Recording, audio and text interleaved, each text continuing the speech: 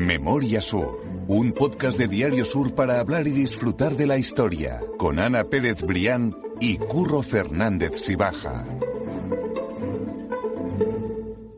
Hola Ana, ¿qué tal? Hola Curro, buenos días. Hay una frase que tú repites mucho en este podcast y es que la historia de Málaga es circular.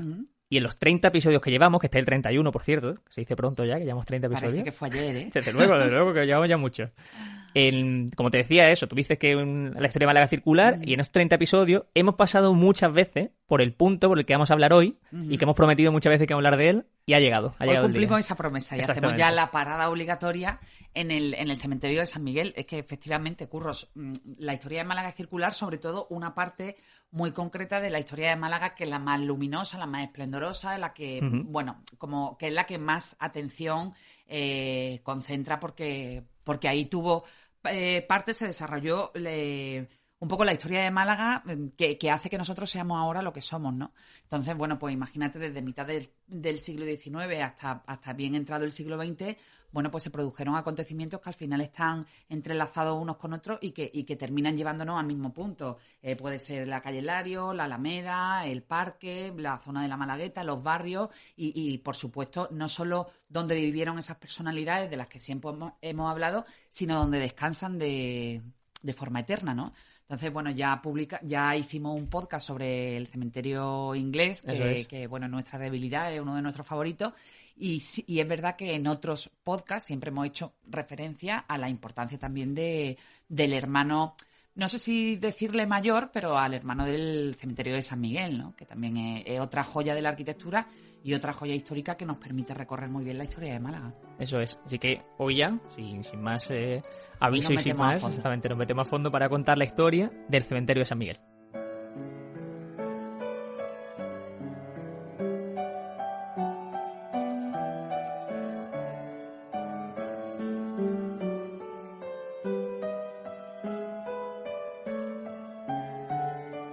Vamos a irnos hasta el cementerio de San Miguel. Vamos a contar 10 cosas sobre el cementerio que quizás no sepas, porque es uno de los espacios más elegantes de Málaga. A mí me encanta. Sí, la verdad. Y con la última recuperación de ese parque ganado para la ciudad, bueno, pues muchísimo mejor. Yo siempre además también he defendido que, no sé, según nuestra cultura mediterránea, la cultura que tenemos de despedir a las personas y quizá un poco basada en el dolor, ¿no? Me llama mucho la atención cómo se asume esa convivencia con los cementerios y con este tipo de camposantos históricos en otras culturas más europeas, ¿no? Entonces siempre he reivindicado eso. Yo incluso me acuerdo que cuando estudiaba afuera tuve la oportunidad de vivir enfrente de un cementerio que al principio horrorizada que no me pillaba allí la residencia, pero es verdad que ahí fui aprendiendo cómo la ciudad al final se acaba nutriendo de esa historia que emanan de los cementerios históricos, ¿no? Y cómo realmente son atracciones que quizás nosotros no tenemos muy interiorizadas, ya quizás un poco más en los últimos años, pero sí que es cierto que también hemos vivido muy de espalda a ese tipo de espacios, ¿no? Sí, también en parte gracias a esa remodelación del cementerio, que aunque claro, que la parte de parque se hace más atractivo y se permite, bueno, pues también tiene un sistema de didáctico y de recorrido por las instalaciones desde el punto de vista de la historia, de quién estuvo allí, que aportó la historia de Málaga, que también merece mucho la pena. Pues sí. El primer paso en este paseo es indudable y es que quiero preguntarte y quiero que nos cuentes cuál es el origen del cementerio de San Miguel. Pues mira, el cementerio de San Miguel, ya lo hemos comentado también en otros podcasts, Curro, se remonta en concreto a principios del siglo XIX. Entre los años 1803 y 1804 comienza la obra del cementerio, pero no se bendice hasta 1810. ¿Qué ocurre? Como te digo, hemos hablado en otras ocasiones de esa costumbre anterior de que los enterramientos se hicieran en las iglesias de la ciudad. Por ejemplo, la iglesia de los Mártires era una de los espacios donde más se enterraba la gente. Y esto está muy vinculado a otro asunto del que también hemos hablado en muchos podcasts, que era la insalubridad que representaba el enterramiento en una zona que ya era absolutamente urbana y que se prestaba a la convivencia entre los vivos y los muertos, muchos de ellos fallecidos a causa de epidemias y de todo ese tipo de enfermedades y que representaban un auténtico peligro. El hecho es que, bueno, que las autoridades de la época, aproximadamente a finales del siglo XVIII, ya comienzan a no recomendar e incluso a prohibir esa costumbre tan extendida de los enterramientos en la iglesia. Y la ciudad mira, por lo tanto, igual que en otras ciudades hacia el exterior de los muros imaginarios de la ciudad, ¿no? Hacia el exterior de la ciudad. Y en el caso concreto del cementerio de San Miguel, bueno, pues se plantea la idea de hacerlo en esa parte norte de la ciudad, bueno, pues para terminar con esa costumbre del refugio de la iglesia, ¿no? Se bendice el terreno y poco a poco, con muchísimo recelo por parte de los vecinos, porque de eso también hablaremos ahora, pues ya se va acostumbrando, ¿no? Sí, conformando pues la idiosincrasia del cementerio de San Miguel. Hay un detalle, y con eso nos vamos a la segunda historia que queremos contaros sobre el cementerio de San Miguel, y es que en esa época en Málaga hubo una epidemia de vómito negro y, por lo tanto, como tú decías, por tema de salubridad, las autoridades quisieron que esas personas, por riesgo de infectarse básicamente, esas personas que habían fallecido, se enterrasen lejos del centro de la ciudad. En ese momento, lejos del centro de la ciudad, era el cementerio de San Miguel, que estaba en la zona norte, y que, bueno, que ahora pensamos que está al lado y que es casi el pleno centro, pero que en ese momento era bastante lejos de la ciudad y bastante al norte. Se aprovechó entonces el propio cementerio de San Miguel para enterrar a esas personas que estaban infectadas por el vómito negro, pero había dos problemas. Uno era el caso de que no había una iglesia cercana, como tú decías, en el caso de la iglesia de los mártires, que era la más común, la más popular. No existía en el caso del cementerio de San Miguel, no había una iglesia cercana que pudiese valer como esa vía directa hacia la vida eterna. Eso es, sí, totalmente. Y la segunda era que, al no estar delimitado el cementerio de ninguna forma, los saqueadores de tumbas, ¿no?, aprovechaban para quitar todas las pertenencias con las que se enterraban a los fallecidos, que es un caso terrible. Sí, claro, abrían las tumbas y se producían robos. Entonces, bueno, la gente horrorizada dice, encima que ya no me puedo enterrar al abrigo de mi iglesia en suelo santo y cerquita del altar, que por cierto también había clases sociales a la hora de enterrarse. Estoy hablando de la época de la iglesia. Bueno, por supuesto también de los cementerios, pero en el caso de la iglesia, los más pudientes, las clases más acomodadas, se enterraban en torno al altar mayor, y después las clases más populares se enterraban ya a las afueras de la iglesia. Por ejemplo, en el caso de los mártires, la entrada al cementerio coincidía con donde ahora hay un conocido baño árabe. O sea, imaginaros, era bastante amplia la zona de Camposanto. No, yo no lo conocía, es curioso. Claro, la gente tenía problemas, tenía miedo para enterrarse allí porque pensaban que no iban a acceder a la vida eterna, que si le enterraban iban a quitarle sus bienes más preciados con los que habían enterrado, pero se encontró una solución, que fueron los nichos tapia. Esa fue la solución que encontraron, ¿verdad, Ana? Es el punto 3. Efectivamente. Vamos a ver, los nichos tapia además forman parte de esas soluciones imaginativas de las autoridades de la época, que cuando no tienen dinero pues intentan resolver ese problema con soluciones más o menos imaginativas. En este caso fue así, y contaron para eso, el ayuntamiento de la época contó para eso con la colaboración de las cofradías. También hemos hablado en alguno de los podcasts de cuál era ese papel tan importante de las cofradías en el enterramiento de sus hermanos, sobre todo de los más modestos, que no tenían medio. Entonces, bueno, las cofradías asumían esa labor ya no solo en acompañarle en los momentos últimos de su vida, sino después hacerse cargo del enterramiento de la persona. Entonces, en el caso del cementerio de San Miguel, se llegó a una solución que realmente después fue muy práctica y sirvió para delimitar los márgenes y los límites del cementerio, que fue hacer nichos tumbas que, a medida que se iban colocando, a modo, quizá es una fórmula que no debería de utilizar, pero la gente se lo puede imaginar muy bien, tipo Tetris. Claro. Iban poniendo los nichos uno encima de otro y uno al lado de otro, y a partir de ahí se fue haciendo una tapia casi perfecta con todos esos nichos de todas esas cofradías. Y entonces el ayuntamiento lo único que tuvo que hacer ya, después de que se colocaran en el grueso de los nichos, que eso fue en torno al año 1821 y 1829, en esa década, fue el ayuntamiento lo único que tuvo que poner fue el cerramiento final, ¿no?, la puerta. Entonces, bueno, pues fue una solución que realmente sirvió. Y la primera cofradía en enterrar allí a su hermano fue la de Viñeros.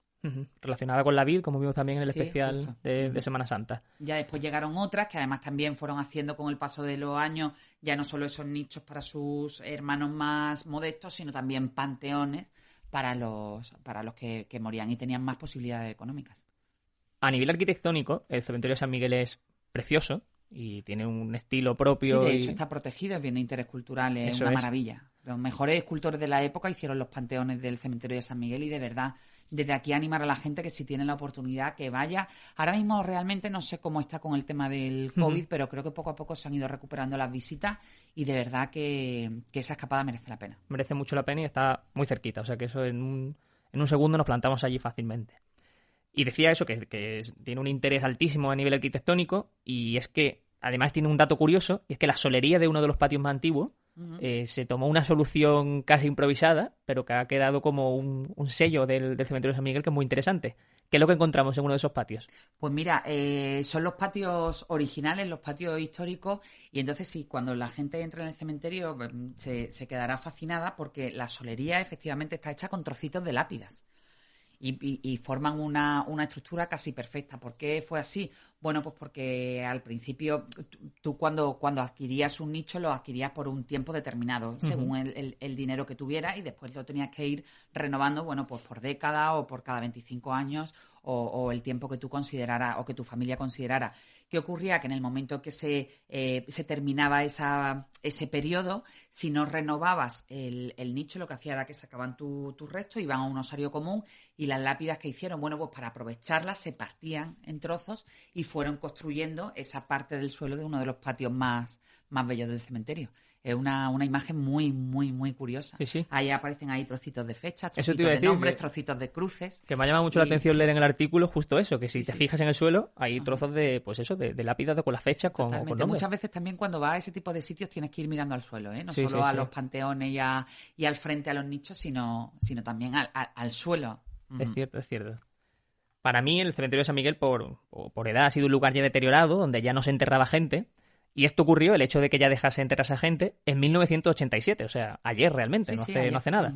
¿Por qué tuvo que cerrarse precipitadamente ese año? Bueno, efectivamente, Curro, fue casi a finales de la década de los 80, el cementerio ya había crecido mucho, como tú dices, bueno, la decadencia ya era evidente, también ocurría algo similar en el hermano cementerio de San Rafael, hasta el punto de que el alcalde de la época, Pedro Aparicio, al que muchos de nuestros oyentes probablemente conocieron y tuvieron la oportunidad, bueno, y vivieron durante su mandato, porque tenemos seguidores de todas las edades, bueno, pues emitió un decreto ordenando que a partir de las 12 de la noche del día 3 de enero de 1987, y salvo aquellos cadáveres que ya estuvieran allí para ser velados, pues que se prohibía cualquier enterramiento, tampoco se podían recibir cadáveres ni restos cadavéricos o anatómicos en las necrópolis, tanto en el cementerio de San Miguel o el cementerio de San Rafael. En el caso del cementerio de San Miguel en concreto cerró sus puertas, y ahí sí comenzó un largo periplo para su recuperación, que si hablamos de 1987 como antes de ayer, bueno, pues fue hace casi 5 minutos, ¿no? Sí, eso es.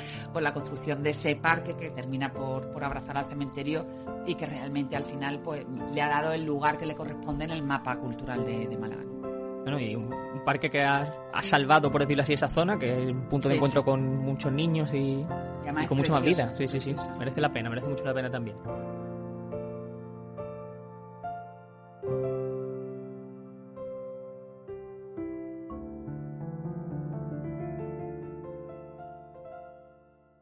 Hoy en día el cementerio cuenta con 250 panteones y nichos también, obviamente, pertenecientes a algunas de las familias más conocidas de Málaga de los siglos XIX y XX.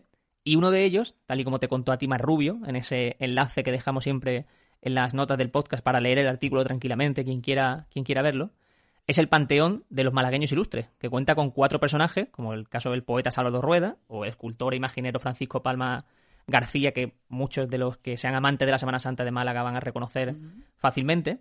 Pero, sin embargo, hay 2 personajes en ese panteón que, pese a estar muy relacionados con la historia de Málaga, no son malagueños como tal. Y además se llama el Panteón de Malagueños Ilustres. Exactamente, sí. No. Pero bueno, pues nosotros lo adoptamos, Curro. Málaga es una ciudad, de verdad, para adoptar al extranjero, absolutamente, sí. Son los casos de Bernardo Ferrándiz, que es el autor de las pinturas del techo del Teatro Cervantes, que a mí me vuelven loco. O sea, yo si voy al Teatro Cervantes tengo que quedarme un rato mirándolo, de verdad. Sí. Es espectacular. Y el otro es el pintor Joaquín Martínez de la Vega, que nació en Almería. O sea, que son 2 personajes de fuera de Málaga que hemos acogido, que hemos bautizado como malagueños para el descanso eterno también. Es que es lo que decimos, Curro, al final es que de verdad que es que tenemos que ser conscientes de que Málaga no sería lo que es hoy si no hubiera sido una ciudad de brazos abiertos y de recibir de manera casi entusiasta a la gente que llegó de fuera, ¿no? O sea, el esplendor industrial de la Málaga de final del siglo XIX, de la última mitad del siglo XIX, no se hubiera entendido. Bueno, pues hemos hablado miles de veces de ellos, pero es que de verdad hay que recordarlos. Y la familia Heredia, y los Larios, que no eran de Málaga, que vinieron de un pequeño pueblo de La Rioja, todas las familias extranjeras, comerciantes, industriales, que también vinieron a Málaga al calor de ese boca a oreja de que Málaga era el lugar de oportunidad, pues realmente no seríamos lo que somos hoy sin aquella aportación, ¿no? Entonces, yo creo que tenemos que estar orgullosos de ese carácter cosmopolita y no olvidarlo para seguir cultivándolo, ¿no? Hemos hablado de muchísimos personajes, y no solo pensar en esa Málaga cosmopolita actual por el turismo, sino de muchísimos personajes, lo que tú dices, Los Larios, Félix Sáenz, que hablamos hace poco de él. Félix Sáenz, que también está enterrado ahí, que también venía de ese pequeño pueblo de La Rioja, donde venían los Heredia y los Larios, del Valle de Cameros. O cómo acogimos ese fútbol también cuando hablamos la semana pasada de los portuarios ingleses que jugaban en el puerto, o sea que son muchísimos casos. La historia circular. Sí, exactamente, la historia circular, y muchísimos casos en los que acogemos al extranjero y al que es español pero no de Málaga, o sea que somos ejemplos. Aquí todos son bien recibidos en la vida y en la muerte. Los enterramos fenomenal en el cementerio de San Miguel, desde luego, en el que le toque. Otro personaje que no es malagueño, pero que está vinculado eternamente a Málaga, es el general Torrijos, que junto a sus hombres forman parte de una de las historias más bonitas y más escuchadas de la historia de este podcast.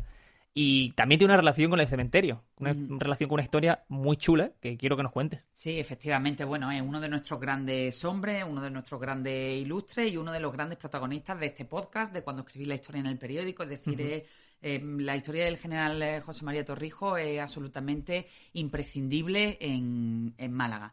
Efectivamente, el general Torrijos, ya explicamos, creo que en el segundo o el tercer podcast, no tardamos mucho en rescatar su historia, que efectivamente está enterrado con sus 47 hombres bajo el obelisco de la Plaza de la Merced, una vez que fueron ajusticiados en diciembre de 1831 en las playas del Bulto. Hay que recordar también que el hombre que hacía el número 48, que era Robert Boyd, fue el primero, o el segundo en ser enterrado en el cementerio inglés, que precisamente el cementerio inglés se abrió para honrar y para dignificar el enterramiento de Robert Boyd, que también era un militar, en este caso irlandés, que no podía compartir vida eterna con sus compañeros de batalla porque era anglicano, y entonces en aquella época no estaba permitido que compartiera suelo católico. El hecho es que una vez que son ajusticiados los Torrijos y su hombre, pues estamos en un tiempo político absolutamente convulso. Hay que recordar que fueron ajusticiados por orden de Fernando VII, época absolutista, y una vez que mueren son trasladados directamente al cementerio de San Miguel. En un periplo que no solo incluyó el enterramiento ahí, sino que precisamente por esa convulsión de la que hablamos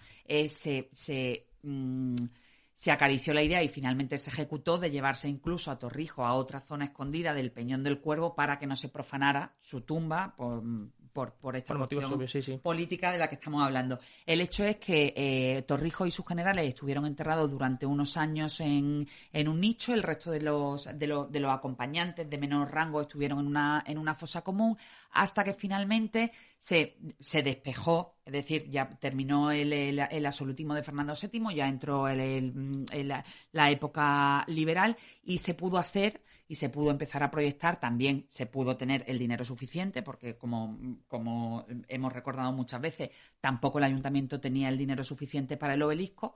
Cuando finalmente se hace la Plaza de la Merced, Torrijos, su general imprescindible, y esos otros hombres son ya derivados bajo el obelisco de la Plaza de la Merced y dejan el cementerio de San Miguel.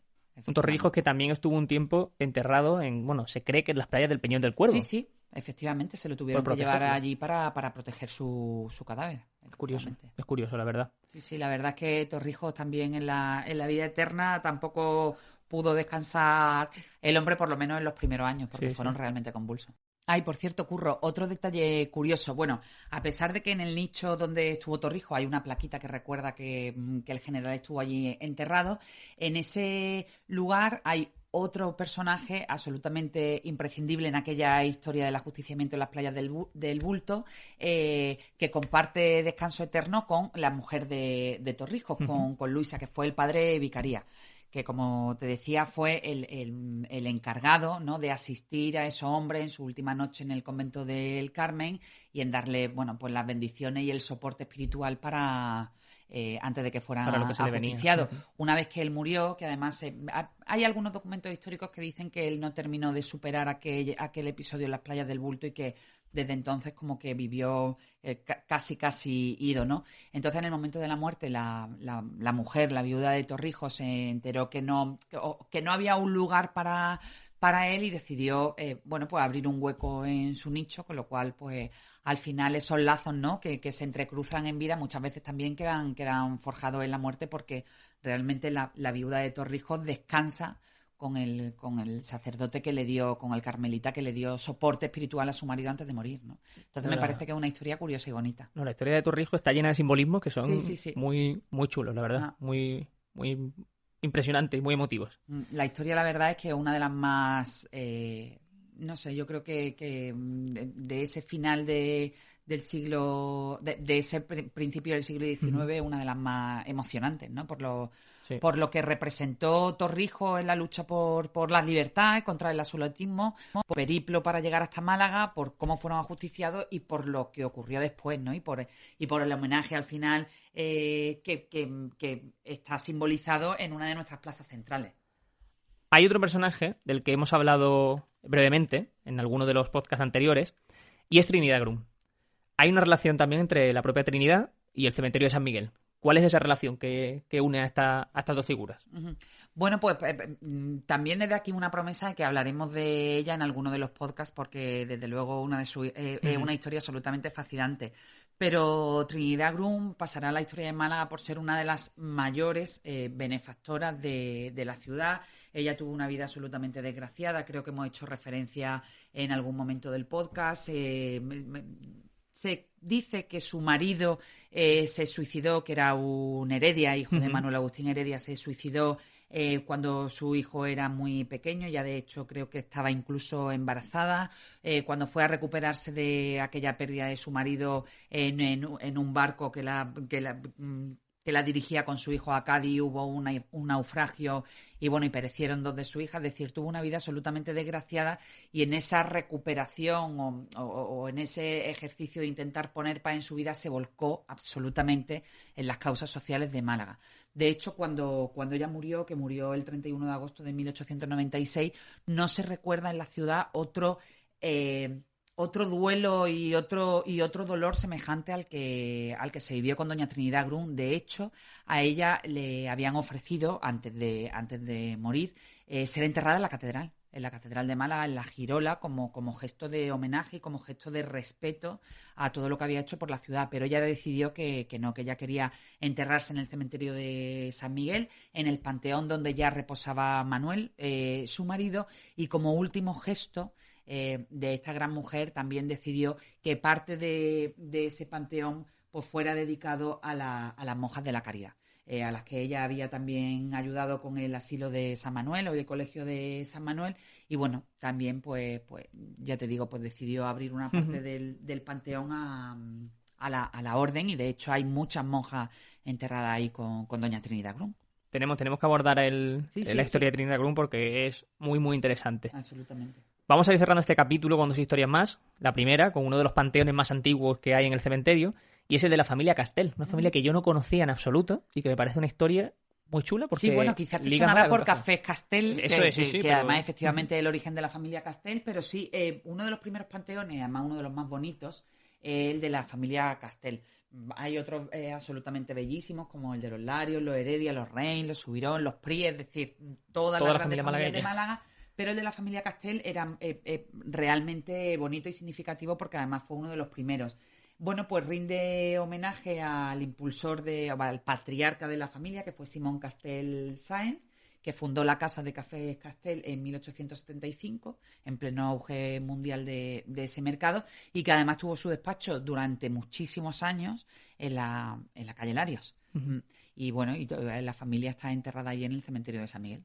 Curioso porque no conocía la historia de la familia. Me sonaba como esa figura, ¿no?, de Café, pero no lo conocía. Sí, la verdad, allí además de los Castel reposan los restos de otro de los grandes de la cultura malagueña, aunque no hay ninguna placa que lo recuerde, pero fue el pintor José Moreno Carbonero. Sí, ni más ni menos, vaya. Sí. Acabamos ahora ya este podcast contando también una historia, y es que el propio cementerio de San Miguel ha sido escenario de una película, en concreto de Duende y Misterio del Flamenco, que es una película de Edgar Neville, que a pesar del nombre, mucha gente no sabrá que es español, vaya, que no tiene ninguna relación más con el extranjero. Es una película de 1952, sobre la que el propio director decía en Diario Sur, en una declaración al periódico: mi película, que ruedo con guión mío para Cesario González, es la exaltación del cante del baile flamenco. no es un documental, sino la historia del genuino folclore de esta tierra. Y cogió como escenario el cementerio. Es muy curioso. Sí, sí. Allí lo que buscaba, además, era la tumba de Juan Breva, tumba que no encontró y que al final tuvo que añadir como atrezo, pintando el nombre del propio Juan Breva en la tumba para que quedase figurado curioso. Como ese punto de también como descanso. Escenario de rodajes, ¿no? Curioso. Miles de películas se rodan en cementerio y nosotros tenemos aquí 2 absolutamente bellísimos. El otro día, por cierto, me llamaban, se ponía en contacto un compañero nuestro para rodar en el cementerio inglés, para pedirme algún contacto porque querían rodar, hacer algún tipo de producción en el cementerio. Pues seguro y yo creo que también eso es una manera de salvarlo, ¿no? Sí. En el caso concreto del cementerio inglés que lo está pasando tan mal. Uh-huh. Leía también el otro día en el periódico que van a hacer un sendero que va a unir el cementerio inglés con el castillo de Giralfaro, si no me equivoco. O sea, que eso también... la verdad, por caña de los ingleses y son obras que tampoco tienen tanto coste y que tampoco son tan complicadas, pero que sirven para poner en valor, no me gusta mucho esa palabra, pero bueno, aquí creo que viene bien, el cementerio, ¿no? No, y para unir 2 puntos de la ciudad que son muy interesantes. 2 puntos y que además también tienen mucha vinculación. Absolutamente. Sí. No quiero cerrar el podcast del cementerio de San Miguel sin recordar que ahí también está enterrado, que no hemos hecho referencia, pero le dedicamos un podcast entero. Curro, acuérdate del hijo de Sánchez Pastor. Exactamente, que lo dijimos hace poco. Amalia Heredia creo que también estaba, ¿no? Sí, Amalia Heredia también. por supuesto. Hemos hablado de todos los Larios, los Heredia, todos. Y ahí dejaremos también la nota del podcast de aquella reyerta entre concejales que terminó en muerte y que se desarrolló en pleno corazón de Calle Lario, en el Círculo Mercantil. Hace poco me dijeron, oye, que habláis siempre de los enlaces de las fotografías, pero no sabemos cómo acceder. Que es muy fácil, que simplemente tienen que bajar la pantalla, o sea, arrastrar el dedo hacia arriba y ahí van a ver un montón de enlaces. ¿No? Exactamente, el scroll, eso es. Van a ver un montón de enlaces que solamente tienen que pinchar y son enlaces a noticias del periódico donde van a ver las propias noticias escritas, fotografías. Antiguas, O sea, va a haber mucho contenido que les va a gustar seguro. Así que, Ana, ya creo que queda recoger y esperar para la semana que viene. Seguro, burro. Genial, mil gracias. Oye, siempre a ti. Memoria Sur es un podcast de Diario Sur. Escucha un nuevo episodio cada semana en iVoox, Spotify, Apple Podcasts y consulta las referencias de este episodio en diariosur.es.